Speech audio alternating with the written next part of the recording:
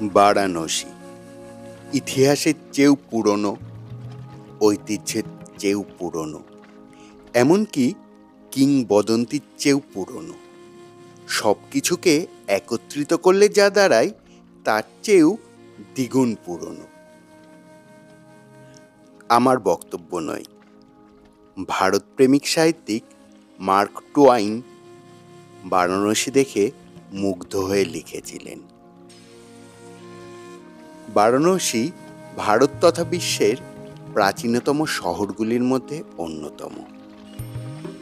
হিন্দু শাস্ত্র অনুসারে যে 7টি শহরে মোক্ষ লাভ প্রদান করে তাদের মধ্যে অন্যতম হল বেনারস, বাঙালিদের কাছে যাহা কাশী নামে অধিক পরিচিত।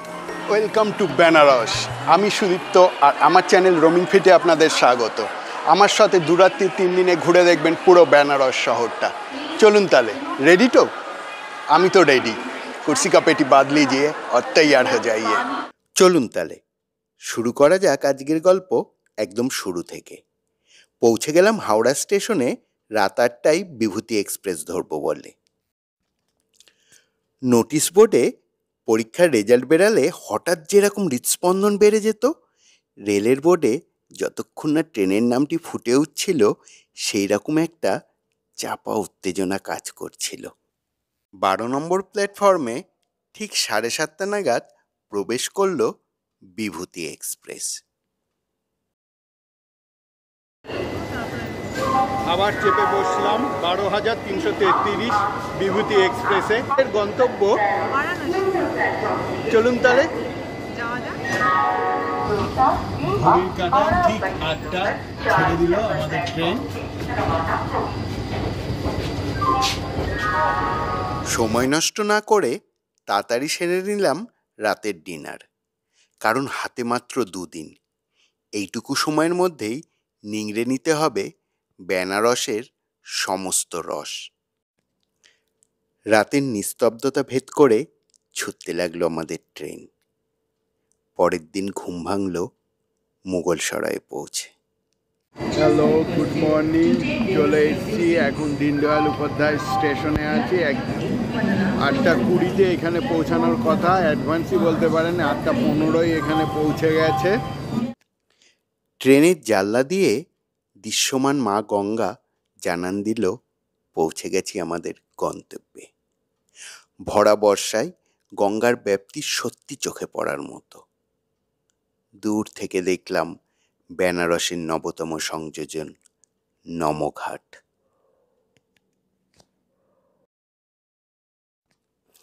হ্যাঁ, ভারতীয় রেল কথা রেখেছে। একদম রাইট টাইমে আমাদের ট্রেন ইন করলো বারাণসী জংশনে। ঘড়ির কাঁটায় এখন 9:30 বাজে। ঠিক টাইমে আমরা চলে এসেছি। 9:30-তে আমরা এখন বারাণসী জংশনে পৌঁছে গেছি। হর হর মহাদেব। পৌঁছে গেলাম ভারত তথা বিশ্বের প্রাচীনতম শহরগুলির অন্যতম বারাণসীতে, যা বিগত কয়েক হাজার বছর ধরে উত্তর ভারতের এক সাংস্কৃতিক কেন্দ্র। স্টেশনের বাইরে থেকে অটো ঠিক করলাম। অটো পড়লো 150 টাকা আমাদের নিচ্ছে। এখান থেকে গদুলিয়া চকের আগে অবধি আমাদের ছেড়ে দেবে। কোনো গাড়ি কিন্তু গধুলিয়া চকে যায় না, প্রায় 200 মিটার আগে আপনাকে নামিয়ে দেবে। আমাদের অটো ভাড়া পড়েছিল 150 টাকা। প্রতিবার যেমন আমি অ্যাডভান্স বুক করে যাই, এবার কিন্তু আমি আগে থেকে হোটেল অ্যাডভান্স বুক করিনি। এই গধুলিয়া চক হলো হার্ট অফ দ্য সিটি, আর আমি আমার হোটেলটিকে বেছে নিয়েছিলাম ঠিক এখানে, শহরের স্পন্দন উপলব্ধি করব বলে। লাভ অ্যাট ফার্স্ট সাইট বলে একটা কথা আছে না, আমারও ঠিক তাই হয়েছিল। হোটেলটি দেখে এক দেখাতেই আমি পছন্দ করে নিয়েছিলাম। আর হোটেলের সবথেকে প্রিয়তম জায়গা ছিল আমার কাছে এই ঝুলন্ত বারান্দাটি। এখানে বসেই আপনার কিন্তু পুরো সময় কেটে যাবে। এই নিচের যে রাস্তাটি গেছে এখানে ভোর থেকে শুরু করে রাত্রির পর্যন্ত অহরহ চলেছে লোকের আনাগোনা। এইখানেই সামনেই মন্দিরের দ্বার।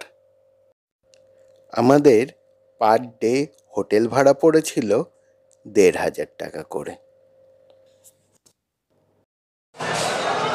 এই দিকটাই হচ্ছে দশাশ্বমেধ ঘাট। এখান থেকে মাত্র ২-৩ মিনিট লাগবে দশাশ্বমেধ ঘাট যেতে। আর আমার এই সামনের দিকটায় পড়ছে গধুলিয়া চক, যেখান থেকে মন্দিরে যাওয়া যাবে। এবং এইদিকেও আর একটা দ্বার আছে যেখান দিয়ে মন্দিরে প্রবেশ করা যায়। মেন গধুলিয়া চক থেকে যে এই রাস্তাটা চলে গেছে কাশী বিশ্বনাথ মন্দিরের দিকে, এখান থেকে হার্ডলি ৫ মিনিট হয়তো লাগবে। আর এখান থেকে ২-৩ মিনিট হচ্ছে হলো দশাশ্বমেধ ঘাট। হোটেলে একটু ফ্রেশ হয়ে নিয়ে বেরিয়ে পড়লাম ব্রেকফাস্ট করব বলে। আমাদের হোটেলের ঠিক উল্টো দিকে এই কেশরী রেস্টুরেন্ট। খুবই সুন্দর সাজানো গোছানো এই এসি রেস্টুরেন্টটি।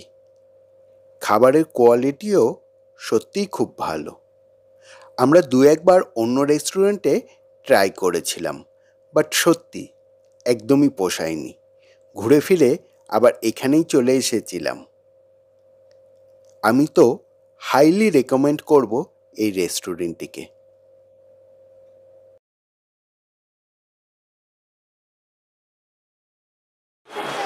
এসেই একটু ফ্রেশ হয়ে নিয়ে চলে আসলাম ব্রেকফাস্ট করতে। এখানে আমাদের হোটেলের ঠিক উল্টো দিকেই কেশরিয়া রেস্টুরেন্ট আছে, সেখানে আমরা এখন ব্রেকফাস্টটা করব।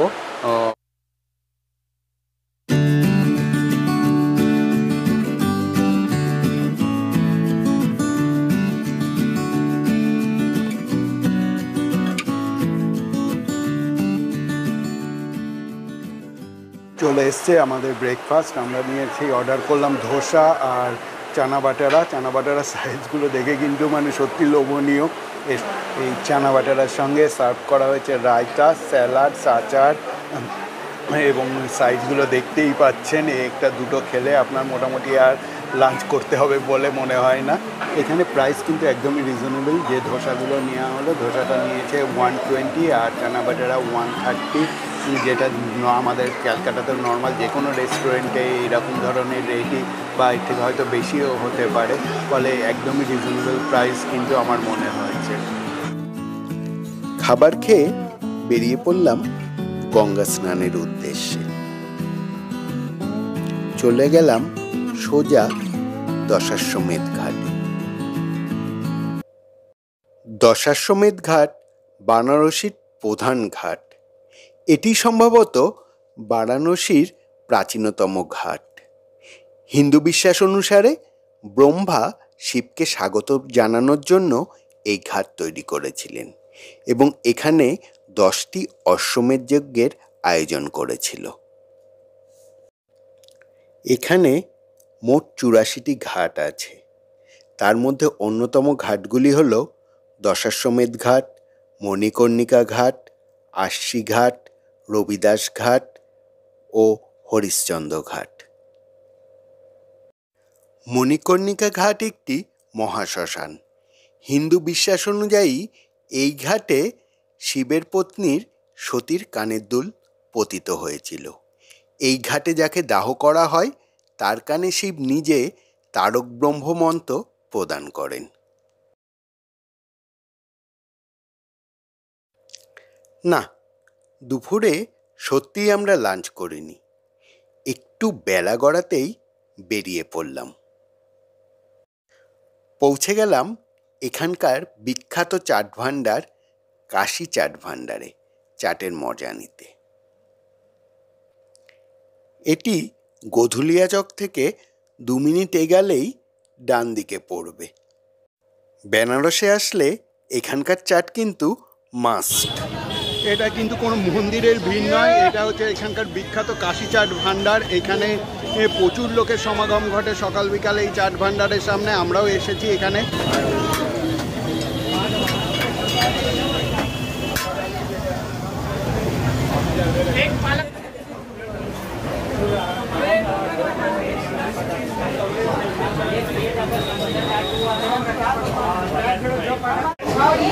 আমরা চলে এসেছি বেনারসের বিখ্যাত কাশি চাট ভান্ডারে। এখানে বিকালবেলার স্ন্যাক্সটা খেতে এখানকার প্রচুর নাম শুনেছি, তাই খোঁজ নিয়ে চলে আসলাম কাশি চাট ভান্ডারে। নিচে বিশাল লাইন পড়েছে, আমরা ওপরে এখন চলে এসেছি।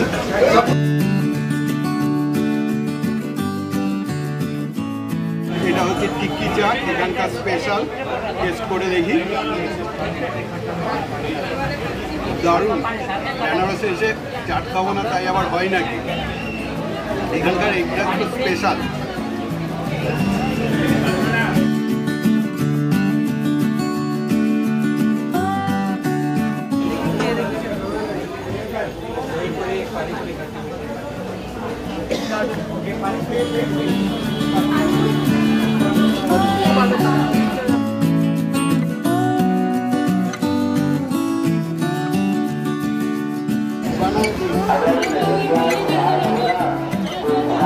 বেনারসে আসবো আর পান খাবো না, বেনারসি পান, তাই কখনো হয় নাকি?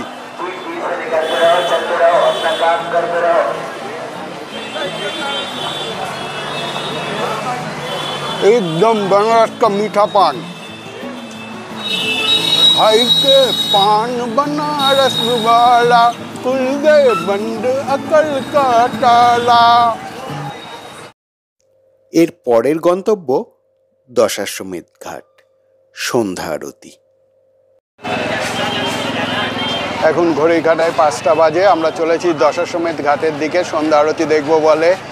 সকালে যখন গেছিলাম দেখলাম জলের স্তর অনেকটাই ওপরে, ফলে কতটা কি আয়োজন হবে ওখানে না গেলে বোঝা যাচ্ছে না। চলুন যাই। এখানে এসে কিন্তু হতাশ হতে হলো। গঙ্গায় জলের স্তর বেড়ে যাওয়ায় ঘাটগুলি সম্পূর্ণ বন্ধ। আরতি হবে বদ্ধ রুমের ভেতরে। তবে এখানে এসে জানতে পারলাম আরতি হয় ওশি ঘাটেও। তাই অযথা দেরি না করে আমরা সোজা চলে আসলাম গোধুলিয়া চকে। গোধুলিয়া চক থেকে বাদিকে যে রাস্তাটি গেছে সেটি 20 মিনিট লাগে ওশি ঘাটে পৌঁছাতে। গোধুলিয়া চক থেকে একটু হেঁটে তারপরে রিকশায় উঠতে হয়। রিকশা ভাড়া পড়েছিল আমাদের ওশি ঘাটে পৌঁছাতে 100 টাকা।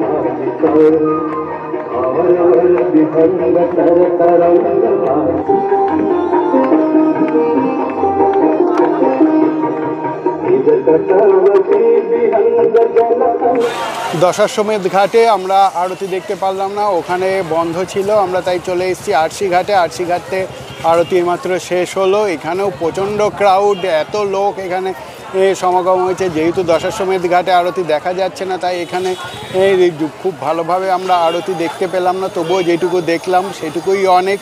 এখানে এসে যেটা না পাওয়ার যে একটা আফসোস ছিল, সেটা এখানে এসে কিছুটা হলেও তো মিটেছে। রাত 10টার সময় হাঁটতে হাঁটতে চলে আসলাম মন্দির দর্শনে। এখন কিন্তু লাইনের কোনো বালাই নেই, ফলে এখানেই মোবাইল ক্যামেরা ও জুতো জমা রেখে প্রবেশ করলাম মন্দিরের ভেতরে।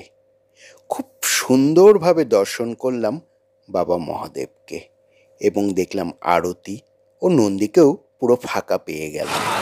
ঘড়ির কাঁটায় প্রায় 11:30টায় এই পুজো দিয়ে বেরালাম। লাইন থাকে না, জাস্ট ভেতরে ঢুকে ওখানে থেকে পুজো দেখা থেকে শুরু করে আরতি থেকে শুরু করে একদম ফাঁকায় ফাঁকায় সব কিছুতে অংশগ্রহণ করতে পারি। এটাই এই সুবিধা। দেখুন এইখানে আমাদের হলো গেট, আর এই জাস্ট 2 পা এগালাম এখানেই আমার হোটেল। ফলে এইটাই এখানকার অ্যাডভান্টেজ যে এখান থেকে রাত্রিবেলায় আমরা যেটা করতে পারি, মানে পুজোর আরতির থেকে সব কিছুতে অংশগ্রহণ করতে পারি এবং খুব সুন্দরভাবে, এত সুন্দরভাবে দর্শন মনে হয় টাকা দিয়েও করতে পারবেন না। এই সময়টা হলো একদম আদর্শ টাইম, যখন আপনারা মানে ভালোভাবে বাবাকে দর্শন করতে পারবেন। ধীরে ধীরে রাত নেমে এলো শহরে, তবুও রাজপথে লেগেই রইল ভক্তদের আনাগোনা। আজকের পর্ব এখানেই শেষ করলাম।